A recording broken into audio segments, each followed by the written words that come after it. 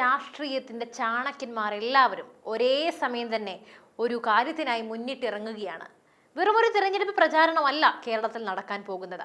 ദശകങ്ങളായി തകർക്കാൻ കഴിയാത്ത ഒരു രാഷ്ട്രീയ കോട്ടയുടെ അടിത്തറ ഇളക്കാൻ ഡൽഹിയിൽ നിന്നും തയ്യാറാക്കിയ അതീവ രഹസ്യമായൊരു ബ്ലൂ പ്രിന്റാണ് കേരളം. ഇവിടുത്തെ രാഷ്ട്രീയ പ്രബുദ്ധതയെയും വോട്ടിംഗ് രീതിയെയും കുറിച്ച് വാചാലരാകാത്തവർ കുറവാണ്. എന്നാൽ ആ രീതികളെ അപ്പാടെ തിരുത്തി കുറിക്കാൻ ഇത്തവണ എത്തുന്നത് സാക്ഷാൽ നരേന്ദ്രമോദിയും അമിത്ഷായുമാണ്. പ്രധാനമന്ത്രിയും ആഭ്യന്തരമന്ത്രിയും ഒക്കെ ഒരു സംസ്ഥാനത്ത് ഒന്നിലധികം തവണ വരുന്നത് കേവലം ഒരു ചടങ്ങല്ല. ഭാരതത്തിന്റെ ഭൂപടത്തിൽ കേരളത്തിന് മുകളിൽ ഒരു വലിയ ചുവന്ന വട്ടം വരച്ച് ഇത്തവണ ഇത് വേണമെന്ന് മോദി ഉറപ്പിച്ചു കഴിഞ്ഞു. 10 സംസ്ഥാനങ്ങളിലെ മുഖ്യമന്ത്രിമാർ, കേന്ദ്രമന്ത്രിമാർ, ദേശീയ അധ്യക്ഷന്മാർ, കാസർഗോഡ് മുതൽ തിരുവനന്തപുരം വരെ ഇവർ തമ്പടിക്കാൻ പോകുന്നു. എന്താണ് മോദിയുടെ ഈ കേരള കണക്കുകൂട്ടൽ? വികസനത്തിന്റെ പുതിയ പാതയോ അതോ വോട്ട് ബാങ്ക് രാഷ്ട്രീയത്തിന്റെ അഴിച്ചുപണിയോ? ഭാരതം ഉറ്റുനോക്കുന്ന ഈ വമ്പൻ നീക്കത്തിന്റെ ഉള്ളറകളിലേക്ക് നമുക്ക് കടക്കാം. ഇതാ കേരളം പിടിക്കാൻ മോദി നടത്തുന്ന ആ വമ്പൻ പടയൊരുക്കം. ഭാരതത്തിന്റെ രാഷ്ട്രീയ ഭൂപടത്തിൽ BJPക്ക് എന്നും ഒരു കീറാമുട്ടിയായിരുന്നു കേരളം. വടക്കേ ഇന്ത്യയിൽ തരംഗങ്ങൾ സൃഷ്ടിക്കുമ്പോഴും കേരളത്തിന്റെ തീരങ്ങളിൽ ആ കാറ്റങ്ങടെ എത്താറില്ല എന്നതായിരുന്നു വസ്തുത. എന്നാൽ 2026 എത്തുമ്പോൾ ചിത്രം കംപ്ലീറ്റ് മാറുകയാണ്. കേന്ദ്ര നേതൃത്വം ഇത്തവണ ഒരു ഓൾ ഔട്ട് അറ്റാക്കിനാണ് തയ്യാറെടുക്കുന്നത്. പ്രധാനമന്ത്രി നരേന്ദ്രമോദിയും അമിത്ഷായും 2 തവണ വീതമാണ് കേരളത്തിൽ എത്തുന്നത്. ഇതിന്റെ പ്രാധാന്യം നിങ്ങൾക്കറിയാമോ? ഒരു പ്രധാനമന്ത്രി തന്റെ ഔദ്യോഗിക തിരക്കുകൾക്കിടയിൽ ഒരു ചെറിയ സംസ്ഥാനത്ത് ഇത്രയധികം സമയം ചിലവഴിക്കുന്നുണ്ടെങ്കിൽ അവിടെ എന്തോ വലിയൊരു മാറ്റം അവർ പ്രതീക്ഷിക്കുന്നുണ്ട്. BJP ദേശീയ അധ്യക്ഷൻ നിതിൻ നബീൻ 3 തവണയാണ് കേരളത്തിൽ എത്തുന്നത്. താഴെ തട്ടിലുള്ള പ്രവർത്തകരെ ഉണർത്താനും ബൂത്ത് തലങ്ങളിലുള്ള പ്രവർത്തനങ്ങളിൽ ഏകോപിപ്പിക്കാനുമാണ് നിതിൻ നബീന്റെ ഈ സന്ദർശനങ്ങൾ. ഇത് വെറുമൊരു വോട്ട് പിടുത്തമല്ല, മറിച്ച് വികസിത ഭാരതം എന്ന സ്വപ്നത്തിലേക്ക് കേരളത്തെ കൂടി കണ്ണി ചേർക്കാനുള്ള ഒരു വമ്പൻ നീക്കം കൂടിയാണ്. കേരളം വികസനത്തിൽ പിന്നിലാണെന്ന് വരുത്തി തീർക്കാനല്ല, അതെല്ലാവർക്കും അറിയാം കേരളം വികസനത്തിൽ എവിടെ കിടക്കുന്നു എന്ന്. മറിച്ച് കേന്ദ്രത്തിന്റെ സഹായത്തോടെ കേരളത്തിന് കൈവരിക്കാവുന്ന ഉയരങ്ങൾ എത്രത്തോളം ഉണ്ടെന്ന് ജനങ്ങളെ ബോധ്യപ്പെടുത്താനാണ് ഈ നീക്കം. BJPയുടെ ഇത്തവണത്തെ ഏറ്റവും വലിയ പ്രത്യേകത സ്ഥാനാർത്ഥികളുടെ പത്രിക സമർപ്പണത്തിന് പോലും വിവിധ സംസ്ഥാനങ്ങളിലെ മുഖ്യമന്ത്രിമാരെ എത്തിക്കുന്നു എന്നതാണ്. ഇത് കേവലം ഒരു ആൾക്കൂട്ടം ഉണ്ടാക്കാനൊന്നുമല്ല, അവർക്കതിന്റെ ആവശ്യമില്ല.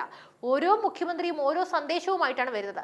മണിപ്പൂർ മുഖ്യമന്ത്രി യൂനം ഖേംചന്ദ് സിംഗ് രാഷ്ട്രീയ സംഘർഷങ്ങൾ കൊണ്ട് എന്നും വാർത്തകളിൽ നിറയുന്ന കണ്ണൂരിൽ മണിപ്പൂർ മുഖ്യമന്ത്രി എത്തിക്കുന്നത് കൃത്യമായ രാഷ്ട്രീയ സന്ദേശമാണ്. ക്രമസമാധാന പാലനത്തെക്കുറിച്ചും വികസനത്തെക്കുറിച്ചും സംസാരിക്കാൻ അദ്ദേഹം എത്തുമ്പോൾ അത് വലിയൊരു ചർച്ചയാകും. ഗോവ മുഖ്യമന്ത്രി പ്രമോദ് സാവന്ത് കൊല്ലം കാഞ്ഞിരപ്പള്ളിയിലാണ് എത്തുന്നത്. ടൂറിസത്തിന് പേര് കേട്ട് ഗോവയുടെ വികസന മാതൃക കേരളത്തിന് മുന്നിൽ അവതരിപ്പിക്കുക എന്നതാണ് അദ്ദേഹത്തിന്റെ ദൗത്യം. കൊല്ലം, കാഞ്ഞിരപ്പള്ളി തുടങ്ങിയ മേഖലകളിൽ ടൂറിസം സാധ്യതകൾ വർദ്ധിപ്പിക്കാൻ BJPക്ക് എങ്ങനെ കഴിയുമെന്ന് അദ്ദേഹം വിശദീകരിക്കും. ഗുജറാത്ത് മുഖ്യമന്ത്രി ഭൂപേന്ദ്ര പട്ടേൽ തൃശൂരിലെത്തും. മോദി മാതൃകയുടെ ഉത്ഭവസ്ഥാനമായ ഗുജറാത്തിലെ വികസനങ്ങൾ തൃശൂരിലെ വോട്ടർമാർക്ക് മുന്നിൽ അദ്ദേഹം വിവരിക്കും. രാജസ്ഥാൻ മുഖ്യമന്ത്രി ഭജൻലാൽ ശർമ്മ ഷൊർണൂർ, ചേലക്കരയാണ് എത്തുന്നത്. ഉത്തരേന്ത്യൻ സംസ്ഥാനങ്ങളിലെ ഭരണ നേട്ടങ്ങൾ കേരളത്തിന്റെ ഉൾപ്രദേശങ്ങളിൽ എത്തിക്കുക എന്നതാണ് ഇദ്ദേഹത്തിന്റെ ലക്ഷ്യം. ഡൽഹി മുഖ്യമന്ത്രി രേഖ ഗുപ്ത മഞ്ചേശ്വരം, കാസർഗോഡ് എത്തും. അതിർത്തി മണ്ഡലങ്ങളിൽ വലിയ സ്വാധീനം ചെലുത്താൻ ഇവർക്ക് കഴിയും. ഇത് സൂചിപ്പിക്കുന്നത് BJPയുടെ ഇത്തവണ കേരളത്തിലെ ഒരു സംസ്ഥാനമായിട്ടല്ല, മറിച്ച് പല മേഖലകളായി തിരിച്ച് ഓരോ ഇടത്തിനും അനുയോജ്യമായ നേതാക്കളെ ഇറക്കി വോട്ട് തേടുകയാണ് എന്നതാണ്. തിരുവനന്തപുരം ജില്ലയിൽ ഇത്തവണ കളി മാറും. കേന്ദ്ര റെയിൽവേ IT മന്ത്രി അശ്വനി വൈഷ്ണവാണ് തലസ്ഥാന ജില്ലയിലെ മണ്ഡലങ്ങളുടെ ചുമതല ഏറ്റെടുത്തിരിക്കുന്നത്. നേമം BJPക്ക് വലിയ പ്രതീക്ഷയുള്ള മണ്ഡലമാണ്. കഴക്കൂട്ടം IT ഹബ്ബായ ടെക്നോ പാർക്ക് സ്ഥിതി ചെയ്യുന്ന ഇടമാണ്. കാട്ടാക്കട തിരുവനന്തപുരത്തെ വികസനം പ്രധാന ചർച്ചാ വിഷയമാകുന്ന മണ്ഡലങ്ങളാണ്. അശ്വനി വൈഷ്ണവനെ പോലെ ഒരു ടെക്നോക്രാറ്റ് മന്ത്രി ഈ മണ്ഡലങ്ങളിൽ പ്രചരണത്തിന് ഇറങ്ങുമ്പോൾ യുവാക്കളുടെയും IT പ്രൊഫഷണലുകളുടെയും എല്ലാം വോട്ടുകൾ BJP ലക്ഷ്യം വെക്കുന്നു. വന്ദേ ഭാരത് ട്രെയിനുകൾ കേരളത്തിന് നൽകിയതും റെയിൽവേ സ്റ്റേഷനുകളുടെ നവീകരണവും അദ്ദേഹം ഉയർത്തിക്കാട്ടും. വികസനം എന്നത് കേവലം വാഗ്ദാനമല്ല, മറിച്ച് പ്രായോഗികമായ മാറ്റമാണെന്ന് അദ്ദേഹം ജനങ്ങളെ ബോധ്യപ്പെടുത്തും. ഈ പ്രചാരണത്തിന്റെ ഏറ്റവും വലിയ പ്രത്യേകത ഇതിനെ ഒരു ദേശീയ ഉദ്യമമായി മാറ്റുന്നു എന്നതാണ്. ഭാരതം ഇന്ന് ലോകത്തിലെ ഏറ്റവും വേഗത്തിൽ വളരുന്ന സാമ്പത്തിക ശക്തിയായി മാറി. ഇത് ഞാൻ പലതവണ നിങ്ങളോട് പറഞ്ഞിട്ടുണ്ട്. G20 ഉച്ചകോടി മുതൽ ചന്ദ്രയാൻ വരെ നീളുന്ന നേട്ടങ്ങൾ ഓരോ ഇന്ത്യക്കാരനെയും അഭിമാനഭരിതനാക്കുന്നു. ഈ പുതിയ ഭാരതത്തിന്റെ ഭാഗമാകാൻ കേരളത്തിന് എപ്പോഴാണ് സാധിക്കുക? ഈ ചോദ്യമാണ് BJP നേതാക്കൾ ഉയർത്തുന്നത്. അവരോടൊപ്പം ജനങ്ങളും ചോദിക്കുന്നുണ്ട്. കേന്ദ്രത്തിൽ ഒരു സർക്കാരും കേരളത്തിൽ മറ്റൊരു സർക്കാരും എന്ന രീതി മാറ്റി ഡബിൾ എഞ്ചിൻ സർക്കാർ എന്ന ആശയമാണ് അവർ മുന്നോട്ട് വെക്കുന്നത്. ഹൈവേ വികസനം, GAIL pipe line, Kochi metro രണ്ടാം ഘട്ടം, strategic petroleum reserve, one nation one grid ഇങ്ങനെയുള്ള ബൃഹത് പദ്ധതികൾ കേരളത്തിന്റെ മുഖച്ഛായ മാറ്റാൻ പോകുന്നു. മോദി സർക്കാർ നടപ്പിലാക്കുന്ന ഓരോ പദ്ധതിയും ഒരു സാധാരണക്കാരന്റെ ജീവിതത്തെ എങ്ങനെ ബാധിക്കുന്നു എന്ന് വിശദീകരിക്കാൻ കേന്ദ്ര നേതാക്കൾ ശ്രമിക്കും. ആഗോളതലത്തിൽ ഭാരതത്തിന്റെ മൂല്യം ഉയരുമ്പോൾ കേരളത്തിലെ റബ്ബർ കർഷകനും മത്സ്യത്തൊഴിലാളിക്കും അതിന്റെ ഗുണം കിട്ടണമെന്നാണ് ഇവരുടെ എല്ലാം വാദം. ഇതിനിടയിലാണ് എല്ലാവരും ആകാംക്ഷയോടെ കാത്തിരിക്കുന്ന ആ നിമിഷം വരുന്നത്. ബാക്കിയുള്ള മണ്ഡലങ്ങളിലെ സ്ഥാനാർത്ഥി പട്ടിക കൂടി ഇന്ന് പ്രഖ്യാപിച്ചേക്കും. എല്ലാം ഇന്ന് കംപ്ലീറ്റ് ആക്കും. ഇന്ന് തൊട്ട് അവർ ഊർജ്ജസ്വലരായി ഇറങ്ങുകയാണ്. BJPയുടെ സ്ഥാനാർത്ഥി പട്ടികയിൽ ഇത്തവണ ചില അപ്രതീക്ഷിത പേരുകൾ ഉണ്ടാക്കാനുള്ള സാധ്യതയും നമ്മൾ ഇത്രത്തോളം കണ്ടല്ലോ. റിട്ടയർഡ് ഉദ്യോഗസ്ഥർ, ജനപ്രീതിയുള്ള സാംസ്കാരിക നായകർ, യുവാക്കൾക്കും സ്ത്രീകൾക്കും മുൻഗണന, ഓരോ മണ്ഡലത്തിലും കരുത്തുറ്റ ത്രികോണ മത്സരം ഉറപ്പാക്കുക, ഇത്തരത്തിലുള്ള ലക്ഷ്യത്തോടെയാണ് കേന്ദ്രം ഈ പട്ടിക പരിശോധിക്കുന്നത്. വെറും ഒരു പേരിന് മത്സരിക്കുക എന്നതല്ല ഇവിടെ നമുക്ക് കാണാൻ സാധിക്കുന്നത്. വിജയിക്കാൻ സാധ്യതയുള്ളവർക്ക് മാത്രമാണ് ടിക്കറ്റ് നൽകുന്നത്. ഇതാണ് പുതിയ രീതി. എന്തുകൊണ്ടാണ് കേരളം ഇത്രത്തോളം പ്രധാനമാകുന്നത്? ഭാരതത്തിന്റെ അങ്ങേയറ്റത്ത് ഈ സംസ്ഥാനം BJPക്ക് ഒരു ഐഡിയോളജിക്കൽ വിക്ടറി കൂടിയാണ്.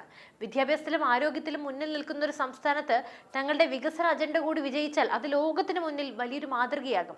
പക്ഷേ LDFും UDFും ഈ കടന്നുകയറ്റത്തെ അത്ര എളുപ്പത്തിൽ അനുവദിക്കാൻ അവർക്ക് മനസ്സ് വരില്ല. കാരണം അവരിപ്പോൾ കേരളത്തിൽ മാത്രമാണ് ഒറ്റപ്പെട്ട് കിടക്കുന്നത്. അവരും തങ്ങളുടെ കോട്ടകൾ കാക്കാൻ വമ്പൻ പ്രചാരണങ്ങളുമായി, വമ്പൻ PR വർക്കുകളുമായി ഇറങ്ങുന്നുണ്ട്. എന്നാൽ കേന്ദ്ര നേതാക്കളുടെ ഈ വമ്പൻ പടയൊരുക്കം കേരളത്തിലെ നിഷ്പക്ഷ വോട്ടർമാരുടെ ചിന്തകളെ സ്വാധീനിക്കുമെന്നതാണ് ഏറ്റവും വലിയ കാര്യം. കേരളത്തിന്റെ രാഷ്ട്രീയ ചരിത്രത്തിലെ ഏറ്റവും നിർണായകമായ ഒരു തിരഞ്ഞെടുപ്പിനാണ് നമ്മൾ സാക്ഷ്യം വഹിക്കാൻ പോകുന്നത്. ഡൽഹിയിലെ അധികാര കേന്ദ്രങ്ങൾ കേരളത്തിന്റെ തെരുവുകളിൽ നേരിട്ടിറങ്ങുമ്പോൾ അത് വെറും ഒരു വോട്ട് പിടുത്തമല്ല, മറിച്ചൊരു പുതിയ രാഷ്ട്രീയ സംസ്കാരത്തിന്റെ വിളംബരം കൂടിയാണ്. നരേന്ദ്രമോദിയുടെ ഈ കേരള കണക്കുകൂട്ടൽ തീർച്ചയായും ലക്ഷ്യം കാണും. അതിൽ യാതൊരു സംശയവുമില്ല. മുഖ്യമന്ത്രിമാരുടെയും കേന്ദ്രമന്ത്രിമാരുടെയും ഈ പടയോട്ടം വോട്ടായി തന്നെ വരും. അതോ കേരളം തന്റെ പതിവ് രാഷ്ട്രീയ ശൈലിയിൽ ഉറച്ചു നിൽക്കുമോ എന്ന ചോദ്യത്തിന് ഇവിടെ പ്രസക്തിയില്ല. എന്തായാലും നിങ്ങളുടെ അഭിപ്രായങ്ങൾ എന്താണ്? കേരളത്തിലെ ഈ മാറ്റത്തെ നിങ്ങൾ എങ്ങനെ നോക്കിക്കാണുന്നു? തീർച്ചയായും താഴെ കമന്റ് ബോക്സിൽ നിങ്ങളുടെ അഭിപ്രായങ്ങൾ തുറന്നടിക്കുക. ഈ വീഡിയോ നിങ്ങൾക്ക് ഉപകാരപ്പെട്ടുവെങ്കിൽ ദയവായി ലൈക്ക് ചെയ്യുക, ഷെയർ ചെയ്യുക. കേരളത്തിന്റെ രാഷ്ട്രീയ വാർത്തകളും വിശകലനങ്ങളും കൃത്യസമയത്ത് എല്ലാ വിവരങ്ങളും അറിയാനായി തീർച്ചയായും നമ്മുടെ ചാനൽ സബ്സ്ക്രൈബ് ചെയ്യുക. മറ്റൊരു വിഷയമായി വീണ്ടും എത്തും വരെ നന്ദി.